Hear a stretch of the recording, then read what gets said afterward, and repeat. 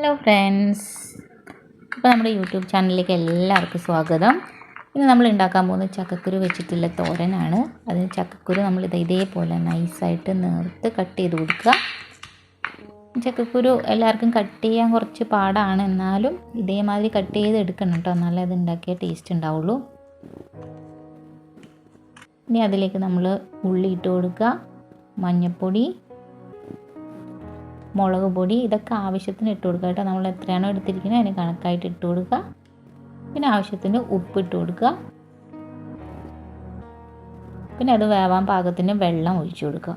ചക്കക്കുരു ആയതുകൊണ്ട് തന്നെ കുറച്ച് നമ്മളധികം വെള്ളം ഒഴിച്ചു കൊടുക്കണം. ചക്കക്കുരു വെന്ത് കിട്ടാൻ ഒത്തിരി ടൈം എടുക്കുമല്ലോ, അപ്പോൾ അതിന് കണക്കായിട്ട് ഒഴിച്ചു കൊടുക്കുക.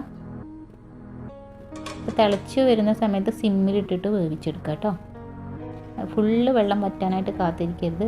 അതിലേക്ക് നമ്മൾ പിന്നീട് തേങ്ങയും അതുപോലെ വെളുത്തുള്ളി ചതച്ചത്, കറിവേപ്പില ഇതൊക്കെ ഇട്ടിട്ട് ഒന്ന് റെഡിയാക്കി എടുക്കുക. അതിന് ശേഷം അതിലേക്ക് താളിക്കാനായിട്ട് ചീനച്ചട്ടിയിലേക്ക് വെളിച്ചെണ്ണ ഒഴിക്കുക. വെളിച്ചെണ്ണ ചൂടാകുമ്പോൾ കടുക്, വെളുത്തുള്ളി, കറിവേപ്പില ഇതൊക്കെ ഇട്ടിട്ട് നന്നായിട്ട് മിക്സ് ചെയ്തെടുക്കുക.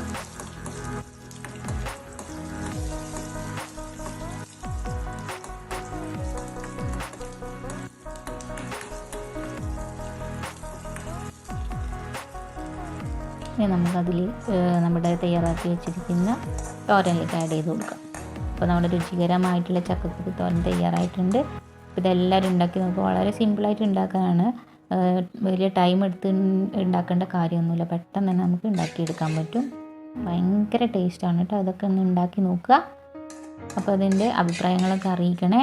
അപ്പോൾ ഷെയർ ചെയ്യുക, സബ്സ്ക്രൈബ് ചെയ്യുക.